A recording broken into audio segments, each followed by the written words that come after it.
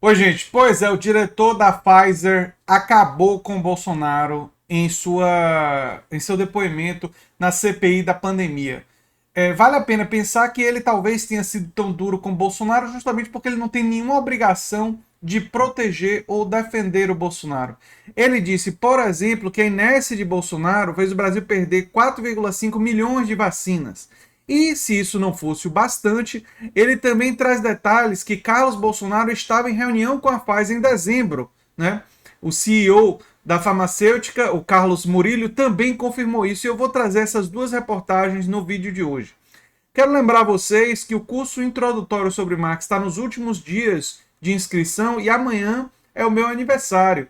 Então, se você quiser ajudar aqui o canal e me dar um agrado, divulgue o curso introdutório de Marx em seus contatos, nos seus grupos. Você vai estar ajudando bastante a gente. E quem sabe dê de presente para um amigo, um conhecido, uma inscrição no curso que você acha que deveria cursar e você também, de certa forma, vai estar me presenteando com um aluno para esse curso, que é o que um professor mais quer, é alunos. Né? Enfim, agradeceria muito a sua colaboração e ajuda nesse momento. Mas vamos tratar dessa inércia do Bolsonaro, não é? O Carlos Murillo, né, estima que o país teria recebido 18,5 milhões de doses do imunizante até o final de junho, caso o governo brasileiro tivesse aceitado a oferta feita em agosto.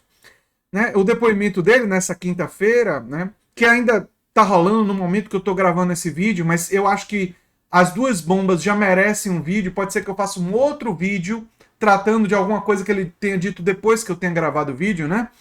Mas ele disse que o Brasil poderia ter recebido essas 18 milhões de doses, né, até o segundo trimestre de 2021, caso o governo Bolsonaro tivesse aceito a oferta feita pelo laboratório em 26 de agosto. Após diversas tentativas por parte do laboratório americano, o governo fechou um contrato apenas esse ano de 14 milhões de doses. Até o momento, a Pfizer entregou 1,6 milhões de doses.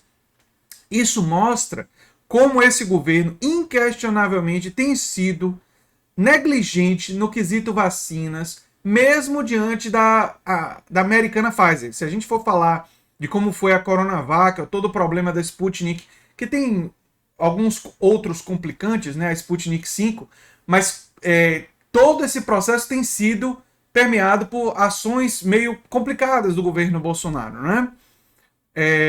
Vale lembrar da vacina, como eles falaram mal da vacina chinesa e tudo, né?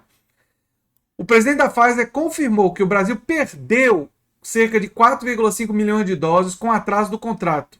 Ele alerta, no entanto, que os números podem variar por conta de eventuais imprevistos no decorrer do tempo. No depoimento, Carlos Murillo confirmou que a primeira oferta feita pelo laboratório, o Ministério da Saúde, aconteceu no dia 14 de agosto de 2020. Outras duas ofertas foram feitas nos dias 18 e 26 do mesmo mês, mas teriam sido ignoradas. Eu vou destacar aqui porque é barra pesada, ignoradas pelo governo de Jair Bolsonaro. O executivo ainda listou outras ofertas feitas pelo laboratório. Sem resposta do governo brasileiro, o ex-presidente da Pfizer confirmou que o laboratório chegou a enviar uma carta ao presidente Bolsonaro, assim como outros membros do governo, cobrando celeridade na aquisição das doses. O documento ficou sem resposta por 2 meses. É como se o governo brasileiro não desse a menor importância do fato de ter milhares de brasileiros morrendo por causa da falta de vacina, não é? Ah, é porque não ligava mesmo. Olha, isso daqui é absolutamente demolidor. Isso aqui destrói. Né? Se uma pessoa liga o mínimo para a vida humana, o mínimo, era para ouvir o depoimento da Pfizer, do ex-diretor da Pfizer, e entender que a atitude do governo Bolsonaro, nesse caso, é criminosa. É um crime.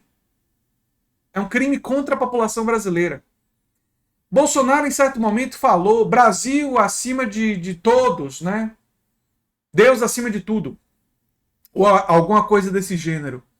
Patriotismo, defender o país, o mínimo de nacionalismo, é também defender fundamentalmente a vida dos brasileiros. E foi exatamente isso que Bolsonaro não fez. Essa atitude do Bolsonaro em relação a vacinas é uma atitude antipatriótica. É contra o Brasil. E isso precisa ficar muito claro. Né? Pois bem, Então, além da dimensão antipatriótica, antivacina do governo Bolsonaro, que já seria suficiente para condená-lo de um crime gravíssimo, nós temos o Carlos Murillo, gerente-geral da Pfizer na América Latina, confirmando a presença do filho de Bolsonaro e do olavista Felipe Martins, assessor da presidência, em reunião com Van Garten.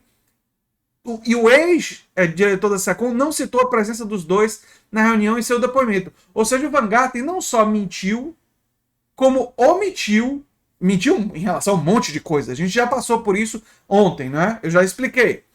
Mas ele omitiu essa informação muito importante. E por que importante? Porque o Carlos Bolsonaro, vereador, né, não tem nenhum motivo para estar presente nessas reuniões. Não é da competência dele. Mas vamos lá. Em depoimento à CPI do genocídio, Carlos Murillo, gerente-geral da Pfizer na América Latina, revelou, né, isso aqui que eu já falei, é que ele esteve em ao menos uma reunião para a tratativa de compra da vacina produzida pelo laboratório para combater o coronavírus. Após consultar a ata da reunião em que a direção jurídica da empresa fez com o ex-secretário de comunicação Fábio Van Garten, no dia 7 de dezembro, Murillo revelou a presença do filho de Jair Bolsonaro, que comprova que Carlos Bolsonaro faz parte de um Ministério da Saúde paralelo, que municia o presidente com informações sobre o Covid. O Carlos Bolsonaro basicamente atua de forma absolutamente irregular, mediando muitas dessas ações, né? E o ex-secretário pediu para que representantes da Pfizer dessem esclarecimentos a respeito dos entraves relacionados aos aspectos legais. Participantes iniciais: Van Garten, da SECOM, João Paulo, Compliance SECOM, César Inaudível, chefe do gabinete SECOM, Felipe Cruz, secretário de Comunicação Institucional, Shirley, aí tem todo o pessoal, né? Elisa San Martin, Relações Governamentais da Pfizer. Após aproximadamente uma hora de reunião, Fábio recebeu uma ligação, sai da sala e retorna à reunião. Minutos depois, entra na sala da reunião Felipe Garcia Martins, da Assessoria Internacional da Presidência, e Carlos Bolsonaro, afirmou Murillo, ouvindo muito obrigado do presidente da CPI, Omar Aziz. Renan Calheiros então pediu para ele continuar.